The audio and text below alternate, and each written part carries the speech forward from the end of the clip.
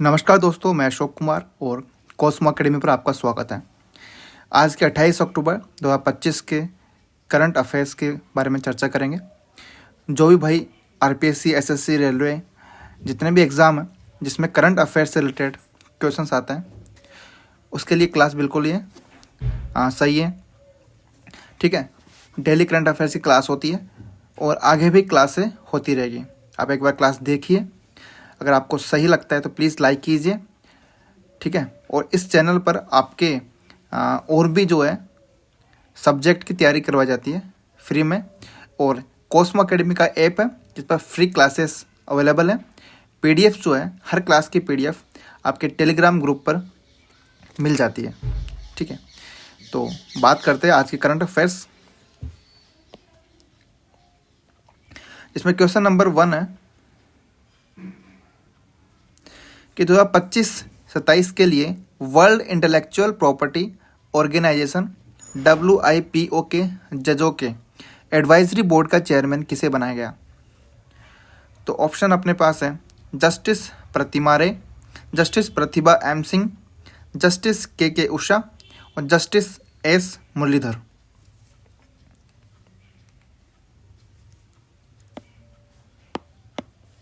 ठीक है, तो इसका सही आंसर जो है वो है जस्टिस प्रतिभा एम सिंह।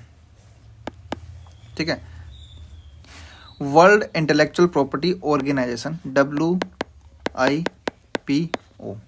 ठीक है, क्या इसका full form? World intellectual property organisation.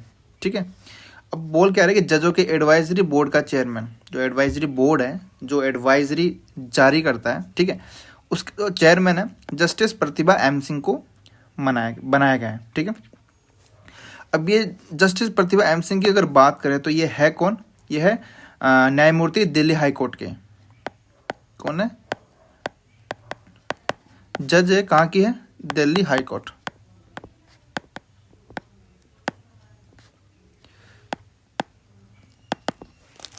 Delhi high court की जज है। ठीक है, अब देखिए कि कब के लिए बनाया गया, तो इस अवधि होगी इनकी 2025 से लेके 2027 तक जो है ये चार्ज संभालेगी।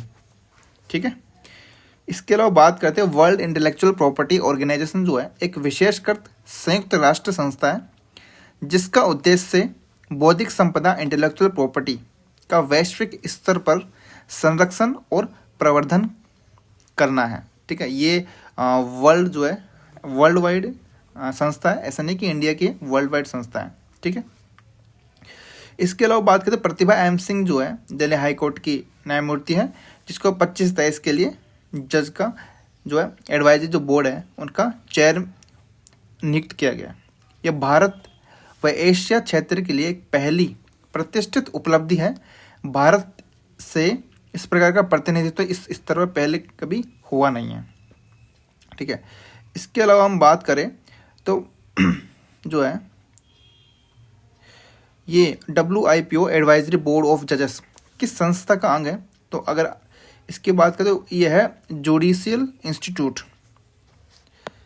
यह जुडिशियल इंस्टीट्यूट जो है उसका अंग है। ठीक है, और सबसे बड़ी बात इंपॉर्टेंट बात यह है कि इसका उद्देश्य क्या है कि बौद्धिक संपदा जो होती है का वैश्विक स्तर पर संरक्षण और प्रवर्धन करना है। ठीक है, ये आपके कुछ अराउंड क्वेश्चंस। ठीक है, आपको तो इतना सा याद करना है कि जस्टिस प्रतिभा एम सिंह है जो न्यायमूर्ति है कहाँ की? दिल्ली हाई कोर्ट की। कब तक के लिए बनाया गया? 25-27 के लिए बनाया गया। ठीक है, उसके बाद में बात करते हैं सेकंड क्वेश्चन की। किस भारतीय पहलवान ने अंडर 23 कुश्ती विश्व चैंपियनशिप 2025 में 55 किलोग्राम ग्रीको रोमन श्रेणी में कांस्य पदक जीता है? ठीक है, तो ऑप्शन अपने पास कुणाल कामरा, दीक्षा मलिक, प्रिंस शाह, विश्वजीत मोरे। तो इसका सही आंसर जो है वो विश्वजीत मौर्य हैं, ठीक है। कौन सी चैंपियनशिप? अंडर-23 कुश्ती विश्व चैंपियनशिप।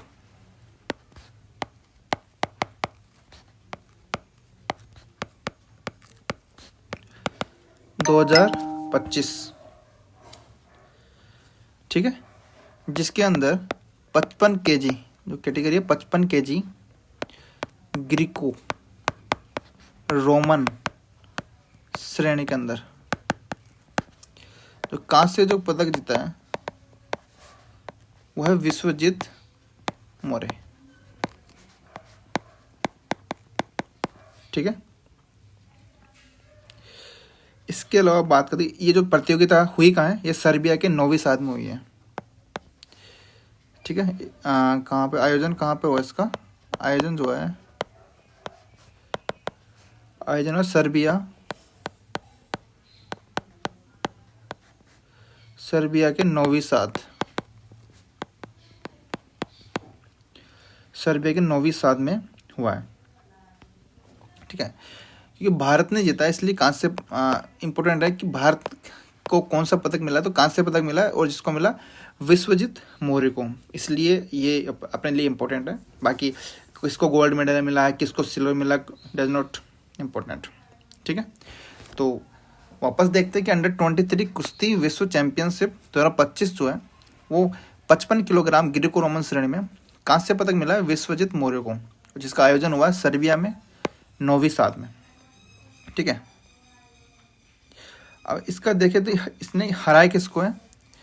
इसने जो है 5-4 से हराया है किसको? कजाकिस्तान में, कजाकिस्तान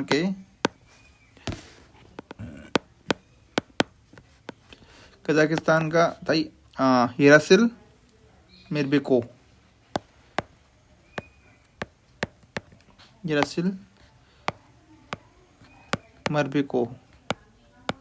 ठीक है। इसको 5-4 से हराया। सेकंड, नेक्स्ट क्वेश्चन की बात करते हैं कि कौन सा भारतीय शहर रियल टाइम फ्लड फोरकास्टिंग और spatial decision support system RTFF and SDSS को पूरी तरह से लागू करने वाला पहला शहर बन गया है? तो ऑप्शन अपने पास है मुंबई, पटना, चेन्नई और कोलकाता, ठीक है। तो इसके अंदर शहर जो है वो सही आंसर अपना चेन्नई, ठीक है। Real time flood forecasting RTFF, real time flood forecasting and spatial decision support system SDSS, इसको पूरी तरह से लागू करने वाला जो शहर है वो है चेन्नई। अब बात करते हैं ये परियोजना जो है real time flood forecasting and spatial decision support system Chennai basin नाम से है, जिसे राज्य सरकार ने सह-वित्त पोषण तथा वर्ल्ड बैंक के ग्रांट के माध्यम से शुरू किया है, ठीक है। इसके अलावा हम देखें भारत में बाढ़ प्रबंधन के क्षेत्र में ये पहली किस्त है जहां वास्तविक समय डेटा, पूर्वानुमान मॉडलिंग, भौगोलिक सूचना प्रणाली एवं निर्णय सहायता एकीकृत रूप से इस्तेमाल हो रहे हैं। ये प्रणाली बाढ़ की स्थितियों को पहले से पहचानने, पानी जमाव स्थान चिन्हित करने और स्ट्रक्चरल तथा गैर स्ट्रक्चरल उपायों को समय से सक्रिय करने में सक्षम बनाती है, ठीक है। सबसे ज़्यादा तो इसका जो उद्देश्य है वो यही है कि जो जितने भी जो है बाढ़ से पहले वाले जो पूर्वानुमान है वो लगाना, ठीक है। पानी जो भराव क्षेत्र है, जमाव स्थान है, उसको चिन्हित करना, और स्ट्रक्चरल और गैर स्ट्रक्चरल जो है जो जितने भी उपाय हैं उनको समय से सक्रिय एक्टिव करने में सक्षम बनाती है। इसलिए ये सबसे पहले जो लागू किया गया वो चेन्नई में लागू किया गया है। नेक्स्ट क्वेश्चन की बात करते हैं। हाल ही में निंगोल चाकोबा का त्योहार किस राज्य में मनाया गया है? तो ऑप्शन अपने पास है मणिपुर, त्रिपुरा, असम, मिजोरम, ठीक है। तो इसका सही आंसर सबको पता होगा कि मणिपुर है, ठीक है। मणिपुर के अंदर जो त्योहार है वो निंगोल चाकोबा का त्योहार मनाया गया है, ठीक है। बात करते हैं कौन सा समुदाय इसको मनाया जाता है, तो मैतेई,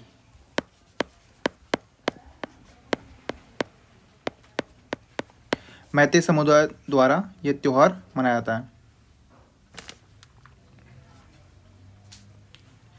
इसमें जो आयोजन करता होता है वो कौन कौन होता है? विवाहित बेटियां, जिनको निंगोल बोलते हैं, अपने मायके पिता भाई के घर आमंत्रित की जाती है। वहाँ उन्हें स्वादिष्ट भोजन कराया जाता है, उपहार दिया जाता है और पारिवारिक बंधन को सुदृढ़ किया जाता है। ठीक है, जो ये निंगोल जो वर्ड है ना, निंगोल वर्ड बोलते हैं जो विवाहित बेटियां होते हैं उनको, विवाहित जो बेटियां होती है उस वर्ड को विवाहित बेटियां बोलते हैं। ठीक है, तो विवाहित बेटियां जो है अपने मायके में बुलाई जाती है और उनकी खातिरदारी की जाती है, अच्छा सा भोजन को उपहार दिया जाता है। ठीक है, पारिवारिक बंधन को सुदृढ़ किया जाता है। ठीक है, महत्व हो गया भाई बहन और माता पिता संतान के पारिवारिक रिश्तों को मजबूत करना।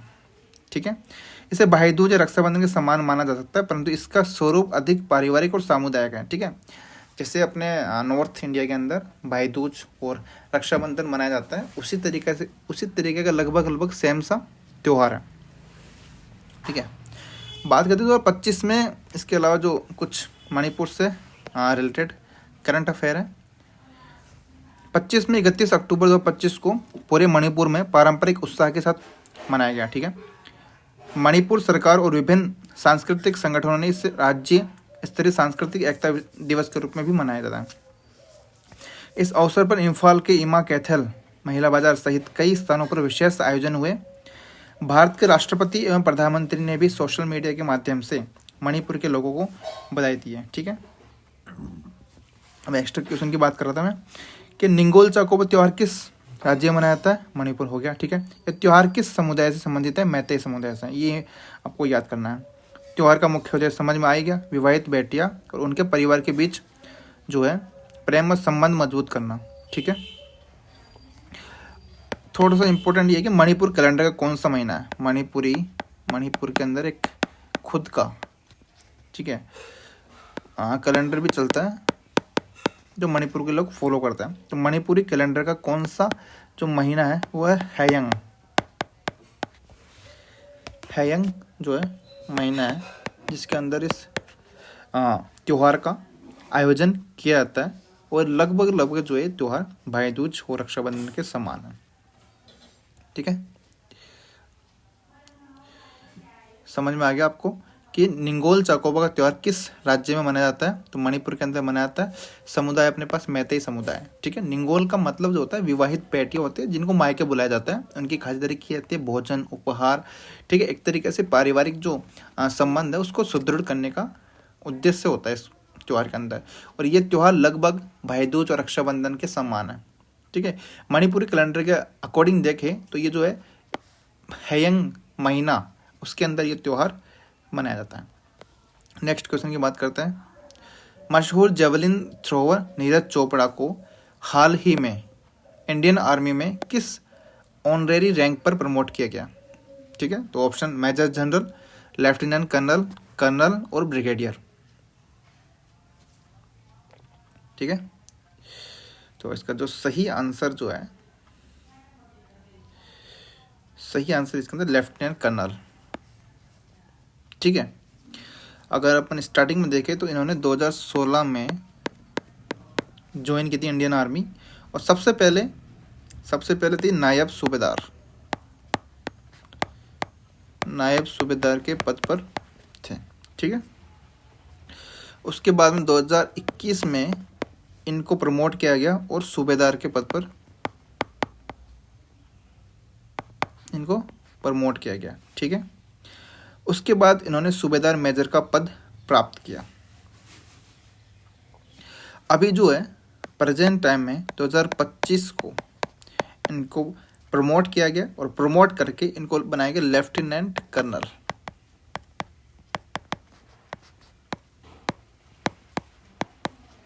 ठीक है, लेफ्टिनेंट कर्नल बनाया गया 2025 के अंदर। इसके अलावा अपन नीरज चोपड़ा के बारे में कुछ बात करें तो आपको पता है भारत का सर्वश्रेष्ठ भाला फेंक खिलाड़ी है, ओलंपिक स्वर्ण पदक विजेता है। ठीक है, जन्म की बात करें, कुछ इनके बारे में चर्चा कर लेते हैं कि जन्म कहाँ है, कहाँ के। ठीक है, जन्म जो है इनका नीरज चोपड़ा जी का वो है 24 दिसंबर 1997। ठीक है, ठीक है। स्थान जो है वो है पानीपत, खंडरा गांव है, खंडरा गांव,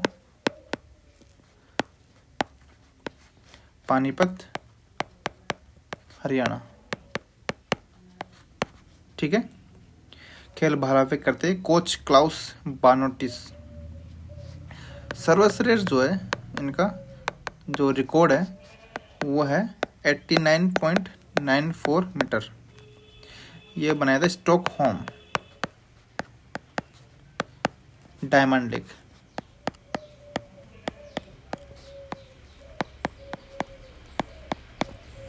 ठीक है, 89.94 इसका सर्वश्रेष्ठ स्कोर है जो स्टॉकहोम डायमंड लीग 2022 के अंदर बनाया गया था। ठीक है। इसके अलावा 2016 में अंडर 20 विश्व चैंपियनशिप में स्वर्ण पदक है, 2018 में कॉमनवेल्थ गेम्स में स्वर्ण पदक है, 2018 में एशियाई खेल में स्वर्ण पदक है, 2021 में टोक्यो ओलंपिक में स्वर्ण पदक, और 22 में वर्ल्ड चैंपियनशिप में रजत पदक, 2023 में विश्व एथलेटिक्स चैंपियनशिप में स्वर्ण पदक, 2023 डायमंड लीग फाइनल विजेता, 2024 पेरिस डायमंड लीग रजत पदक, और 24 पेरिस ओलंपिक संभावित भागीदारी चर्चा चल रही है, इसकी तैयारी चल रही है। ठीक है। इसके अलावा हम बात करें, इनको राजीव गांधी खेल रत्न पुरस्कार मिल चुका है। ठीक है, राजीव गांधी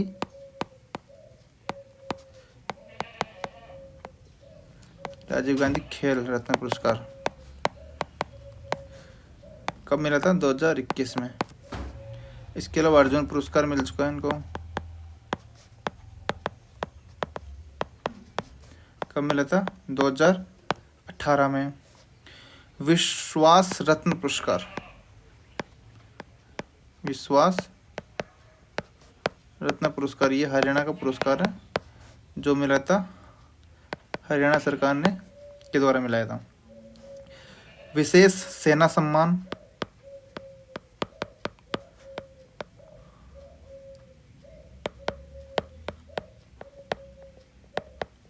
ठीक है। इसके अलावा पद्मश्री 2022 में मिला था। ठीक है।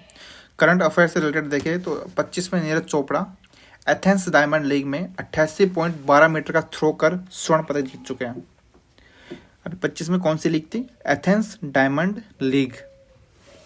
ठीक है, एथेंस डायमंड लीग जो है अभी 2025 की बात चल रही है। ठीक है, एथेंस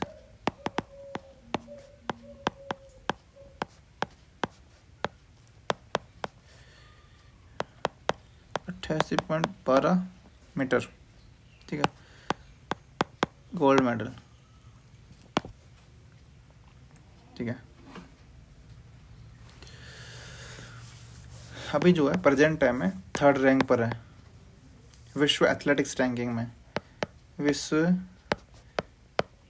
एथलेटिक्स रैंक में 3rd रैंक पर है। ठीक है, तो 25 पेरिस ओलंपिक की तैयारी के लिए वे जर्मनी में ट्रेनिंग कैंप कर रहे हैं। उनका लक्ष्य है 90 मीटर थ्रो को पार करना। अब तक का भारतीय रिकॉर्ड बनाने की तैयारी हो गया। अब तक का क्वेश्चन नीरज चोपड़ा के बारे में बहुत सारी इन्फॉर्मेशन होगी, इसके बारे में नेक्स्ट क्वेश्चन पे बात करता हूँ। हाल ही में लॉन्च हुई किताब civil military fusion as a matrix of national power and comprehensive security किसके द्वारा लिखी गई है? ठीक है, civil military fusion as a matrix of national power and comprehensive security जो है किसके द्वारा लिखी गई है? ऑप्शन अपने पास है lieutenant general Raj Shukla, lieutenant general Bhuvnesh Kumar, lieutenant general Padam Singh और लेफ्टिनेंट जनरल पवन चड्ढा। ठीक है, तो इसका जो सही आंसर जो है वो है लेफ्टिनेंट जनरल राज शुक्ला।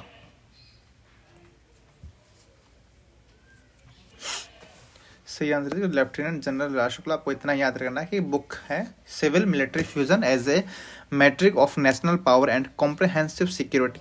ठीक है, उसके जो लेखक है वो लेफ्टिनेंट जनरल राज शुक्ला है जो रिटायर्ड ऑफिसर है। हाल ही में भारत और यूके द्वारा लॉन्च किया गया रामानुजन जूनियर रिसर्च प्रोग्राम मुख्य रूप से किस क्षेत्र में अनुसंधान को बढ़ावा देने के लिए है? ऑप्शन अपने पास सैद्धांतिक विज्ञान, कृत्रिम बुद्धिमत्ता, नवीनीकरणीय ऊर्जा, जैव प्रौद्योगिकी। ठीक है, तो इसकी बात करते हैं। तो सही आंसर जो है वह है सैद्धांतिक विज्ञान, कॉन्सेप्चुअल।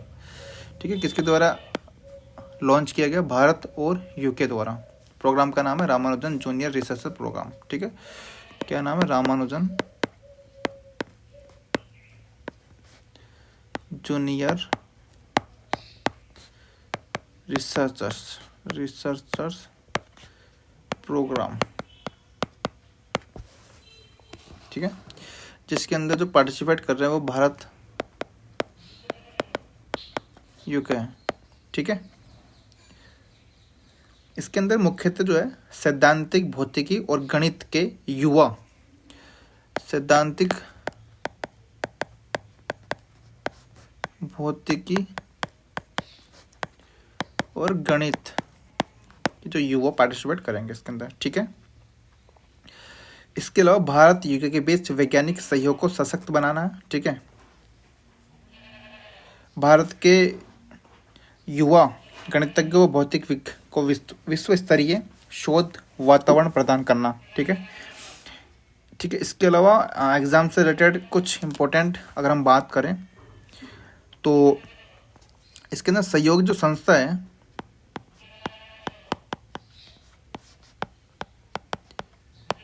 सहयोग जो संस्था है वो है भारत से है DST। ठीक है, इसके अलावा यूके से है LIMS, LIMS।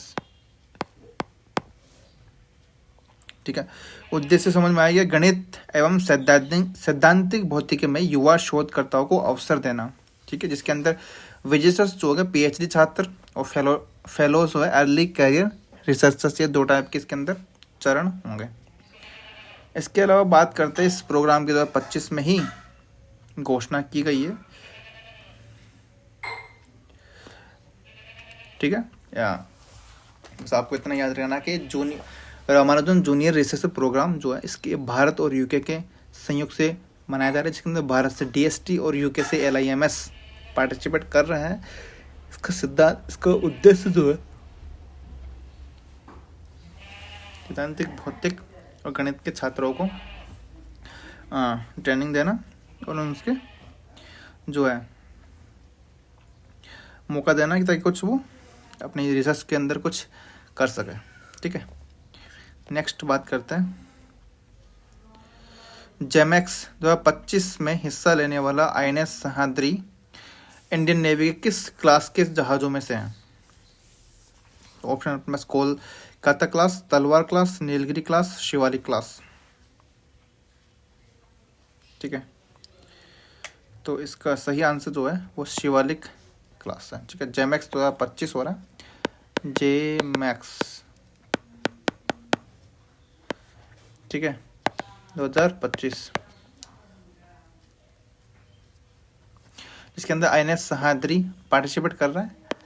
INS Sahyadri participate कर रहा है, जो शिवालिक क्लास के ये है पोत है। ठीक है, अब जो है ये जो एक्सरसाइज होती है जामैक्स किस किस के बीच होती है? India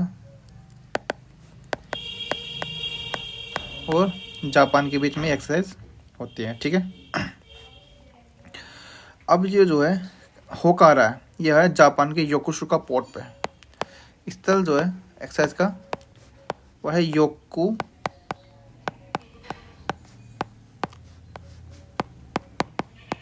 port, Japan. ठीक है, इसके अलावा भारत की frigate INS Sahyadri Shivalik class guided missile stealth frigate ने भाग लिया। ठीक है,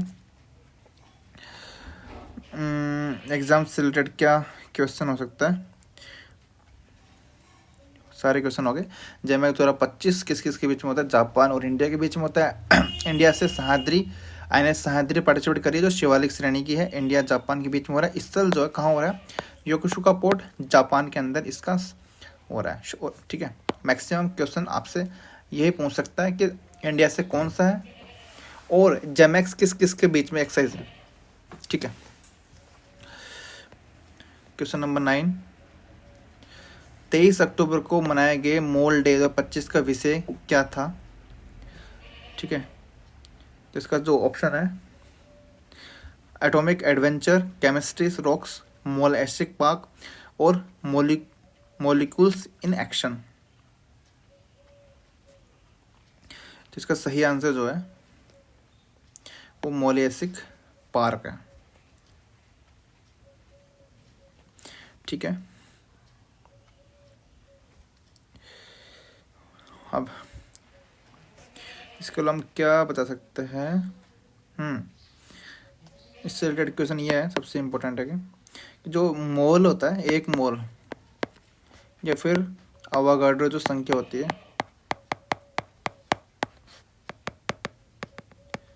उसकी वैल्यू जो कितनी होती है वो होती है 6.02 इंटू 10⁻23। एक मोल के अंदर इतने संख्या होती है, या एक अवागाड्रो संख्या भी इसी के बराबर होती है, ठीक है।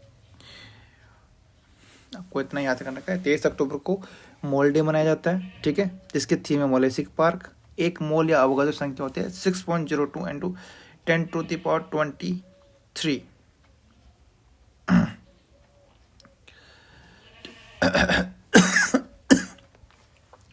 लास्ट क्वेश्चन की बात करते हैं कि किसे उनकी किताब the burning earth an environmental history of the last 500 years के लिए 2025 का ब्रिटिश अकेडमी बुक प्राइज दिया गया है, ठीक है।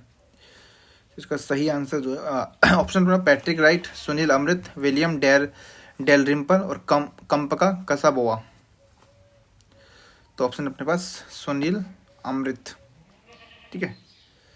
बुक का नाम है the burning earth an environmental history of the last 500 years के लिए 25 का ब्रिटिश अकेडमी बुक प्राइज।